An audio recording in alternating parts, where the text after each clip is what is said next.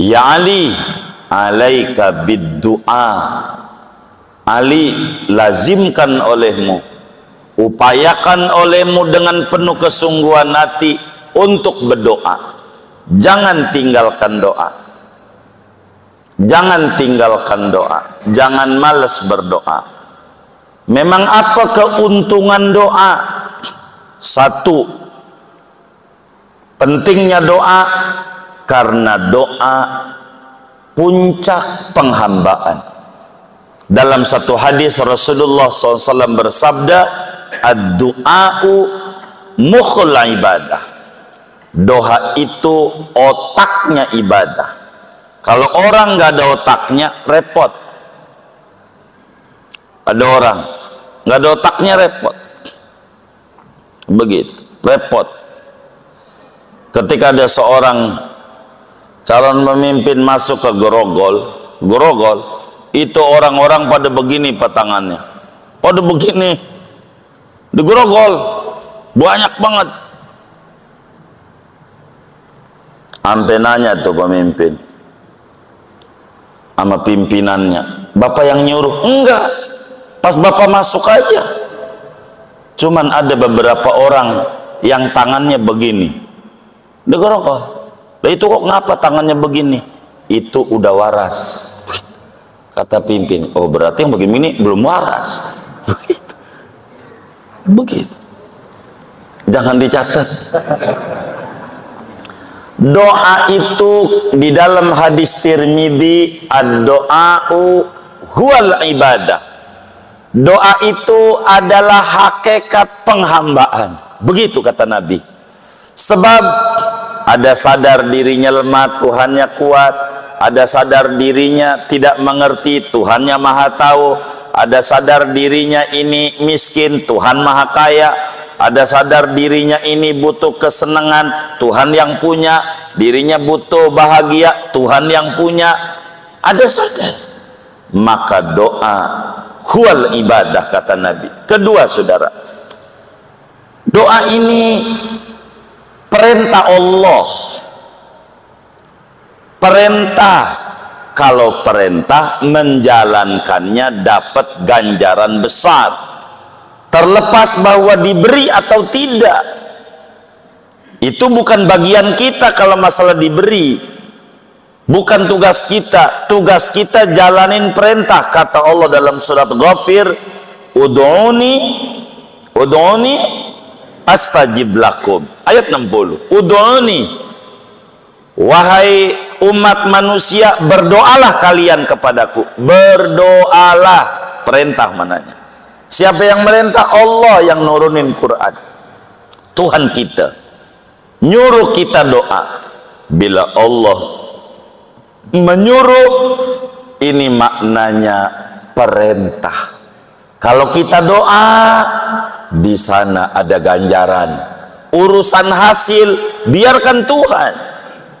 Kita pokoknya berdoa ini mematuhi dan menjunjung tinggi perintah Allah. Itu nomor satu. Karena Allah yang nyuruh. Berdoalah kamu kepadaku. Ya doa. Ngapain doa? Makanya lihat doa-doa Rasulullah. Lihat doa wali-wali. Imam Abdul Hasan Asyadili ada Hizib Nasor, Hizib Bahr, Hizbul Bar, Hizbul Wiqoyah, Hizbul Hamdi. Isinya doa mulu. Ngapa banyak doa?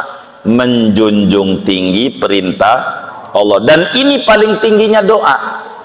Kalau Anda pengen sadar, pengen paham, kalau berdoa niatkan mematuhi perintah Allah. Jangan karena butuh, jangan karena punya kebutuhan. Kalau doanya karena kebutuhan, punya permintaan, ini suka ngambekan. Suka apa? Ngambek. Dia dagang bakso seminggu, diajarin sholat duha, doa nggak laris, berhenti sholat duhanya. Tahu sih tahu, ngerjain nggak? Ada nggak yang kayak begitu tuh? Banyak nggak? Yang mana orangnya? Tuh begitu, begitu saudara. Kenapa ini berhenti? Kenapa berhenti? Hah? Ngambek. Kenapa berhenti? Sama siapa ngambeknya? Sama Allah.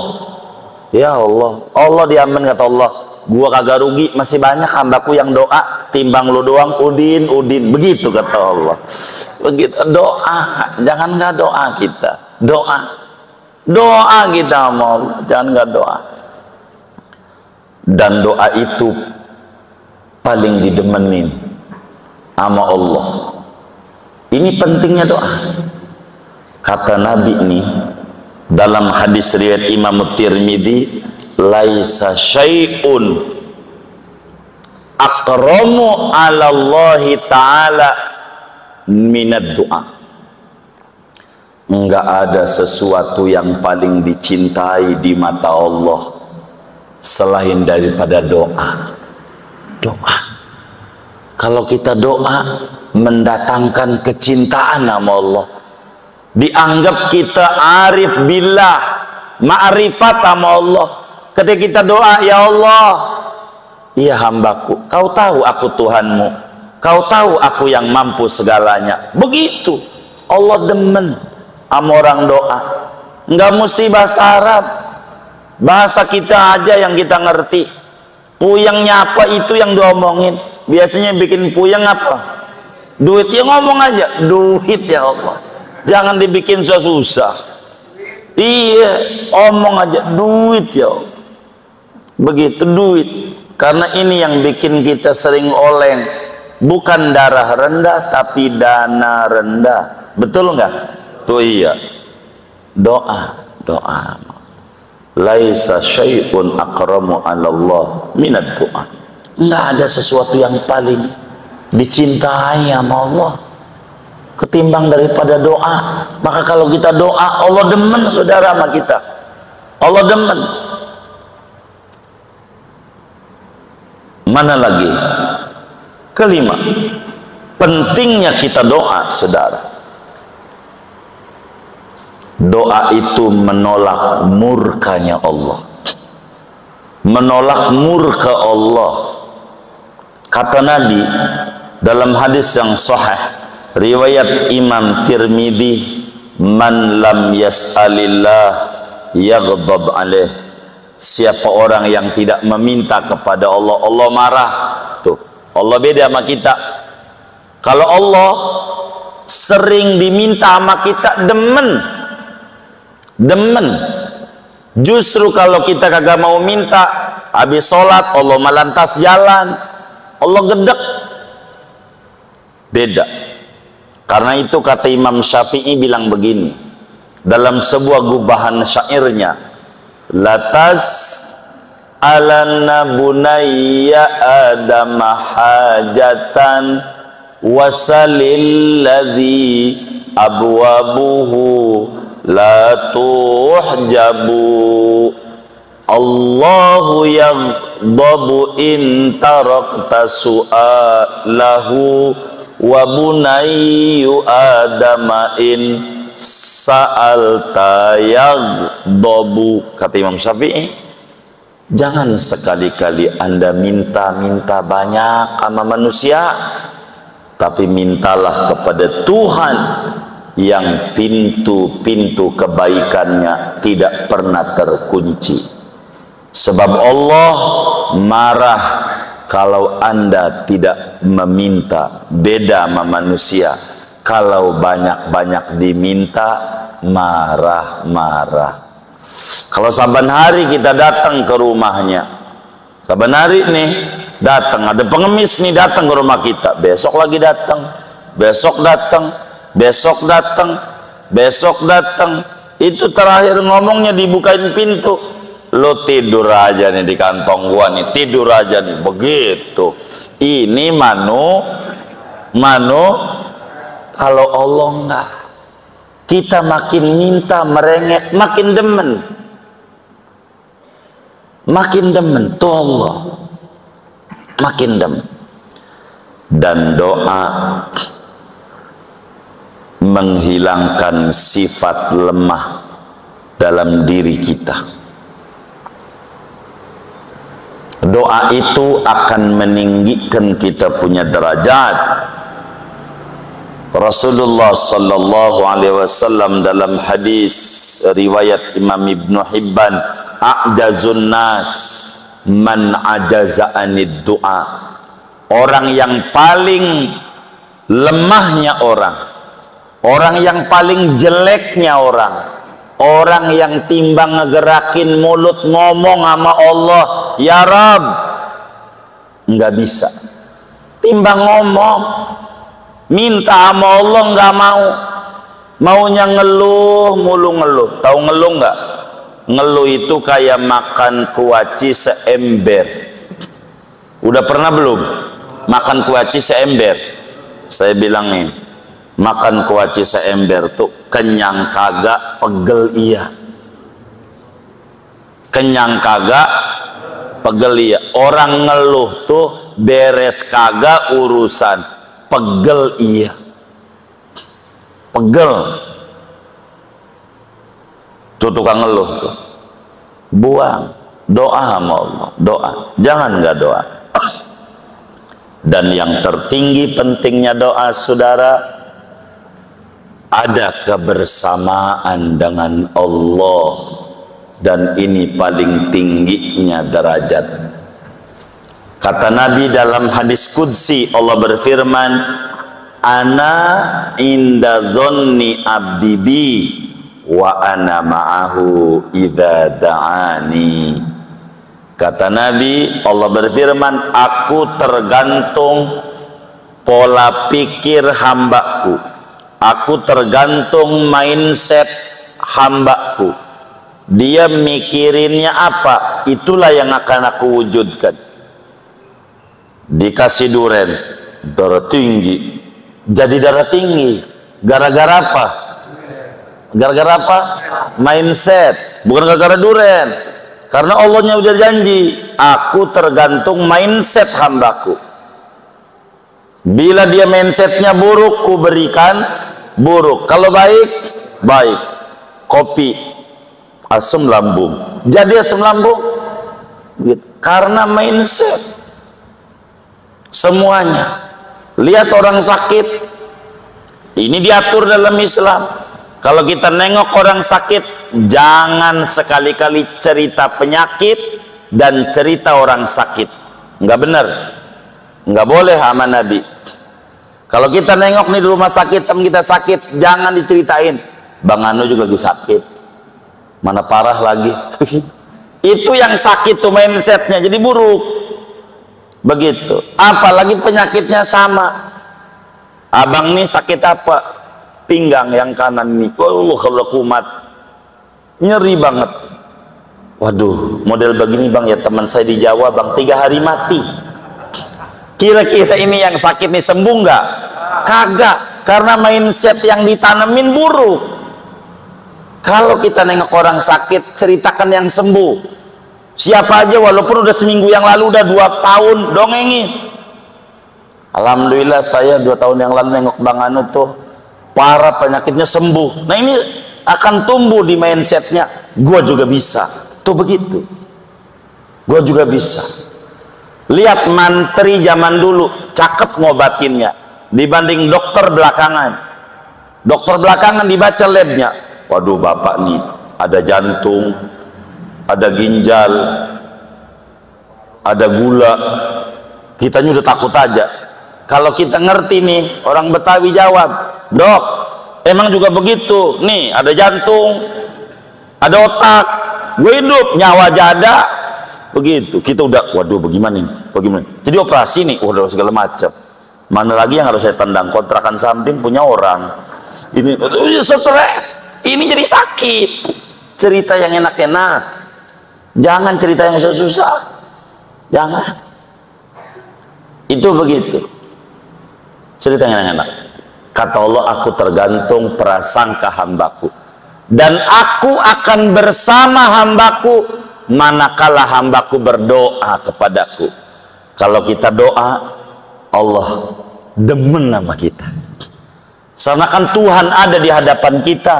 Kalau kita doa, minta sama Allah, jangan nggak minta, saudara. Sebab Allah itu maha kuasa. Ini penting. Karena itu kita kudu doa. Namun harus kita pahami saudara, Allah itu karena kuasa, waktu punya Allah, tempat punya Allah. Semua tempat Allah punya, semua waktu Allah punya, semua makhluk Allah punya. Tapi makhluk ini ada yang lebih dibanding yang lain. Contoh, Nabi lebih mulia dibanding kita-kita. Nabi Muhammad lebih mulia dibanding seluruh Nabi, bahkan seluruh makhluk. Punya kelebihan. Dari siapa? Dari Allah. Karena itu saudara, waktu, karena punya Allah, ada yang dilebihin waktu oleh Allah dibanding waktu yang lain. Dan juga tempat, ada yang dilebihin oleh Allah dibanding tempat yang lain. Punya keistimewaan. Sehingga dalam Islam dikenal saudara makanul ijabah, kedua zamanul ijabah. Ada tempat mustajab dan ada waktu-waktu mustajab. Ada tempat mustajab, ada waktu-waktu mustajab. Mana tempat mustajab kalau kita doa? Karena punya kelebihan. Satu, matof, tempat tawaf. Saudara tuh tempat tawaf muter di mananya aja manjur. Minta apa aja bisa dikasih. Manjur banget. Tempat tawaf. Maka lagi tawaf jangan ngobrol. Apalagi main video. Lagi tawaf. Saya suka ngomel-ngomel tuh. Kalau tawaf ke video-video. Doa. Minta sama Allah. Ntar gampang bikin video mah. Ente jatakan hajatnya sama Allah. Sebab di matof manjur banget. Teman saya saking pegel hidup dihina-hina mulu di kampungnya, dia doa di tempat tawaf, ya Allah ya Rabbi, saya capek hidup dihina orang mulu, saya pengen sepulang umrah ini ya Rabb, saya pengen semua orang tunduk sama saya. Seminggu habis pulang umrah jadi tukang cukur. Saking manjurnya itu. Jadi biar kata dia jenderal kudu tunduk, bener nggak? Tuh, saking manjurnya itu. Di matof saudara. Dua, multazam. Antara Hajar Aswad dan pintu Ka'bah itu paling manjur. Yang di polisi diri di tempat Hajar Aswad tuh, itu paling manjurnya tuh, di pantatnya polisinya itu tuh. Paling manjur. Namanya multazam. Mana lagi? Di bawah talang emas. Tuh. Semuanya ada di Mekah ini. Talang Pancoran. Pancoran. Itu manjur. Mana lagi? Di dalam Baitullah. Kita nggak bisa ini. Tapi semeter di Hajar Aswad itu semeter setengah, itulah dalam Baitullah saudara. Mana lagi? Di dekat sumur Zam-Zam. Manjur. Mana lagi? Di Bukit Sofa. Mana lagi? Di Bukit Marwa. Mana lagi? Di Bukit Arafah. Mana lagi? Di Muzdalifah. Mana lagi? Di Mina. Mana lagi? Di Jamarot, Ula, Wusto, Aqobah. Manjur. Mana lagi? Di dekat wali-wali Allah meski udah wafat. Di dalam kitab Dalilul Falihin, Ibnu Alan tuliskan, min mawatinil ijabah ad-du'a inda doro'ihis solihin. Di antara tempat yang mustajab kita doa, mohon sama Allah di samping makam wali-waliullah. Manjur. Manjur. Begitu. Berkah. Itu kayak begitu. Ini penting, namanya disebut makanul ijabah, tempat yang mustajab. Kedua saudara, zamanul ijabah, namanya waktu mustajab. dan kita harus ngintip waktu. Jadi saudara, doa bagus secara umum, tapi kita harus pahami waktu-waktu minta. Ini yang paling penting, karena kalau salah waktu enggak dikasih. Kalau salah waktu, kudu tepat waktunya. Contoh-contoh, kita pengen minta duit sama abah kita. Abah kita lagi tengkar sama mak kita. Dordar, dordar. Udah kayak Ukraina sama Rusia. Gitu. Udah kayak Palestina sama Israel. Baba amanya. Kita datang. Ba, bagi duit. Kira-kira dikasih apa? Kasih apa? Hah? Oh iya, kasih bogem katanya tuh. Digampar. Kenapa dikasih gamparan? Kenapa? Salah. Iya. Jadi kenapa kadang doa kita nggak dikasih? Kita kurang ngintip waktu-waktu mustajab. Intip tuh waktu mustajab. Mana nih waktu yang mustajab? Aduh, waktu mustajab banyak saudara. Banyak banget. Kalau ngomongin bulan Ramadan, itu bulan manjur kita doa. Kalau ngomongin bulan, mana lagi? Tahunan, hari Arafah, manjur tuh, tanggal 9 Dzulhijjah, tuh manjur. Kalau ngomong mingguan, malam Jumat, doa manjur. Mana lagi? Waktu khotib duduk di antara dua khutbah, jangan enggak tuh minta tuh. Pokoknya khotib duduk buru-buru minta. Jangan enggak usah dihafal-hafal. Doa bahasa kita aja langsung aja. Ini masalahnya barang belum banyak keluar. Ya Rob, ini saya belanja banyak belum keluar ini ya Rob. Keluarin aja ya Rob. Biar ada yang beli. Ngomong aja. Ngomong, jangan enggak. Itu mau disuruh doa malah ngomelin pengurus masjid. Ini kacau ini masjid ini. Ajaran baru ini sama temennya. Emang apa? Masa khutbah sekali? Bukan sekali bang, abangnya tidur. Dikata khutbah sekali. Tadi udah duduk waktu ente tidur. Dikata khutbahnya sekali. Ente jangan tidur. Duduk. Ini namanya saatul ijabah, waktu duduk minta sama Allah. Saya sering ngajarin doa kalau lagi duduk tuh khotib, biar kita dikasih rezeki banyak, berkah, hati sehat, hidup tenang.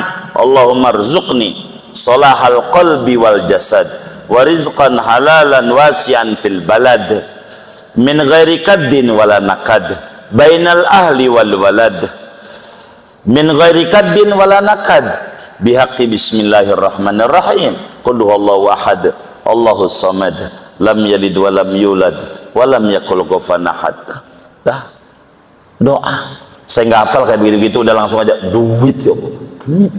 Udah sebisa kita aja kita jangan kayak begitu susah ngapalnya. Mana lagi yang mustajab kita doa? Jam 3 sampai adzan subuh paling manjur. Kalau di jam 3 Allah bilang nih, hal min sailin fa'utiyah, ada enggak hambaku yang minta kepadaku, ku beri. Jam 3 setiap jam 3 malam. Hal min mustaghfirin fa'aghfirullah, ada enggak yang pengen minta ampunan sama saya, ku ampuni. Kalau udah jam 3 malam saudara, udah jam 3 malam, penting. Mana lagi waktu mustajab? Ini kajian kita. Ini masih banyak sebetulnya. Nanti kita nggak masuk materinya.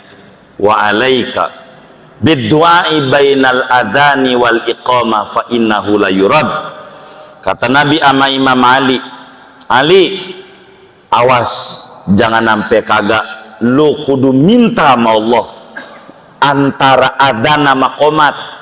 Habis adzan nih buru minta.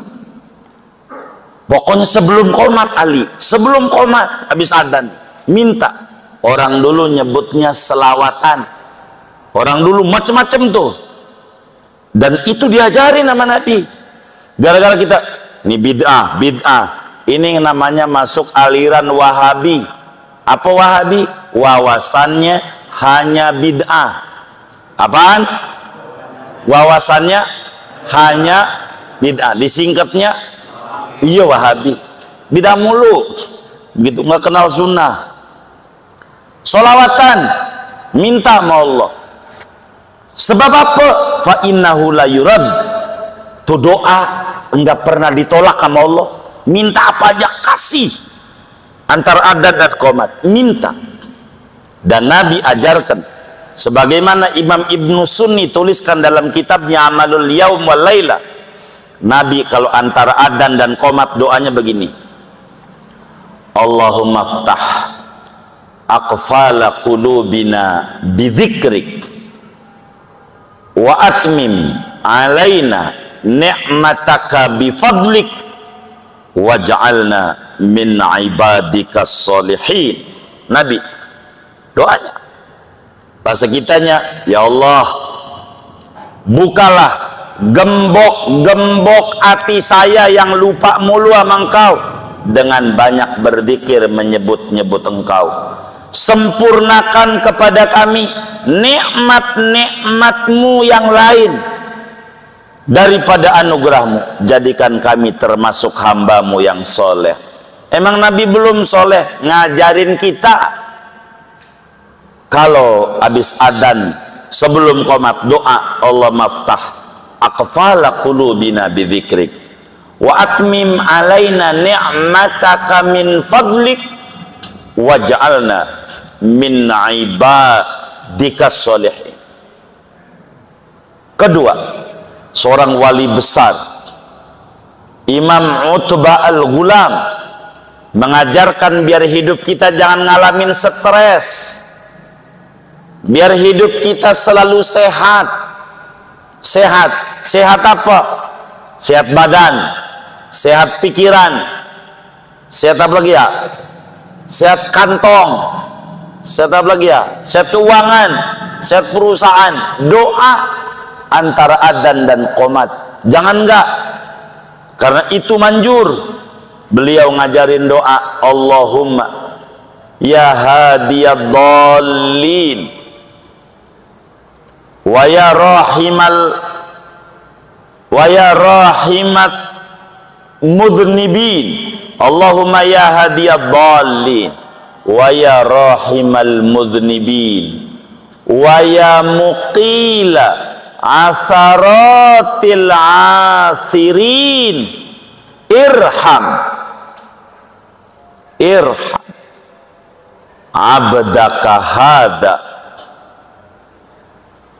dal khataril azim wal muslimina ajmain waj'alna ya Rabb minal akhyaril maqbulin alladzina an'amta alaihim minan nabiyyin was-siddiqin was-syuhada'i was-salihin amin ya rabbal alamin.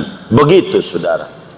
Ya Allah, wahai yang memberikan hidayah mereka yang tersesat jalan, wahai Tuhan yang memberikan rahmat banyak kepada mereka para pendosa, wahai Tuhan yang memaafkan kesalahan mereka orang-orang yang berbuat salah, berikan kasih sayangmu kepada hambamu ini nih yang memiliki ketakutan besar, kebingungan, stres tingkat dewa. Dewa itu apa ya? Stres banget. Juga kaum muslimin semuanya ya Rabb, jadikan kami termasuk hamba-hamba pilihanmu yang diterima ibadahnya oleh Engkau. Mereka yang diberikan nikmat daripada para nabi, para wali, para syuhada, para solehin. Amin ya rabbal alamin. Atau saudara, doa yang diajarkan oleh Imam Ibnul Mulaqqin, ulama besar dari Mesir, mengajarkan doa banyak. Kita minta sama Allah antara adzan dan qomat. karena doa dari nabi, doa dari wali lebih manjur dibanding doa ngarang-ngarang sendiri, karena memiliki tuntunan saudara. Mereka ulama tuh antara adzan dan qomat berdoa begini, Allahumma munna alayya biiqbali alaik, Allahumma munna alayya biiqbali alaik wa bittisali bik wa husnal adab fi muamalatik wal qabul fi khidmatik ya arhamar rahimin. Ya Allah, anugerahkan kepadaku kedekatanku dengan Kau. Saya mau sholat nih ya Rob, mau sholat dohor, mau sholat asar nih ya Rob, anugerahkan kepadaku kedekatanku kepada Engkau, terhubungnya aku terus denganmu, bagus adabku dalam bermuamalah, berinteraksi dengan Kau, dan diterima pengabdian saya kepadamu ya Rob. Macam-macam. Kalau kita nggak bisa, pokoknya doa antara adzan dan qomat manjur. Doa minta apa aja, jangan kita nggak minta, manjur doa tuh. Namanya disebut saatul ijabah, waktu mustajab. Minta sama Allah, minta. Mana lagi habis sholat paling manjur. Ketika Nabi ditanya, ya Sayyidi ya Rasulullah, ayyud du'ai asma, wahai Rasulullah, doa mana yang paling manjur didengar sama Allah? Apa kata Nabi? Dubura kulli sholat. Habis sholat lu minta aja. Minta apa? Minta dekat dengan Nabi Muhammad. Maka kita ajarkan nama kawan majlis, ba'da salam sholat baca sallallahu alaihi Muhammad. Kenapa? Dekat sama Nabi mendatangkan keberkahan luar biasa, rezeki bakal banyak. Tapi dekat dulu, ingat yang ngajarin sholat ini Nabi Muhammad, ingat Nabi Muhammad dulu yang ngajarin. Sebagai terima kasih, tidak ada nikmat yang kita dapat, kecil maupun besar, nampak maupun tidak, melainkan sebab Nabi Muhammad. Maka kita sholat ini, habis salam sholat, ingat Nabi Muhammad dulu, tar yang lain. Maka saya suka ajarin sama kawan-kawan majlis, baca sallallahu alaihi Muhammad 100, habis salam sholat, biar kita jangan ngalamin susah hidup. Dekati Nabi Muhammad, ini kunci dalam hidup kita saudara.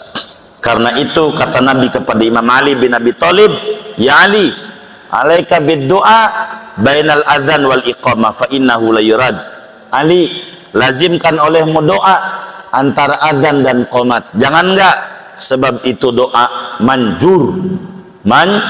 Manjur. Sebisa kita dah minta apa kek, langsung aja. Fulus ya Rabb, fulus ya Rabbi ya Quddus, a'tinil fulus ya Rabbi ya Quddus, a'tinil fulus. Udah begitu aja dah. Kita membisanya begitu. Duit ya Rabb, emang duit mulu ya nggak apa-apa, yang penting doa. Daripada yang nyela, ngapain doa begitu daripada lu kagak doa. Ini menjalankan perintah Allah, bagus. Kagak apa-apa, doa yang manjur habis sholat. Dan masih banyak kalau mau didongengin. Namanya disebut saatul ijabah atau awqatul ijabah. Waktu-waktu mustajab itu banyak sekali saudara, banyak. Maka kita jangan nggak doa antara adzan dan qomat. Dan ini adalah hal yang paling penting dalam hidup kita. Penting minta sama Allah, jangan malu-malu, ngomong aja sama Allah, ngomong aja, minta kapan aja. Karena itu mau ke masjid diajarin doa, mau tidur ada doa, bangun tidur ada doa. Dalam Islam ini diajarin oleh Rasulullah. Untuk apa? Untuk menyatakan betapa butuhnya kita sama Allah. Betapa kita hamba yang lemah punya Tuhan yang kuat. Jangan takut miskin, Tuhan kita kaya raya. Tangisi, minta sama Allah, yakin, hakul yakin Allah beri. Jangan takut, minta sama Allah. Jangan banyak mengeluh.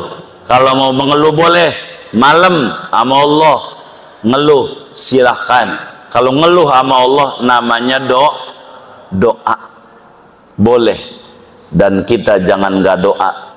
Tidak ada gembok yang gak ada kuncinya. Nggak ada yang namanya problem yang nggak ada solusinya. Tangisi Allah, yakin Allah beri. Jangan nggak kita minta sama Allah, minta biar kita dekat sama Allah, biar umur kita berkah, waktu kita berkah, hidup kita berkah. Ini yang paling penting dalam hidup kita. Mudah-mudahan kita semuanya diberikan keberkahan dunia dan akhirat. Amin ya rabbal alamin.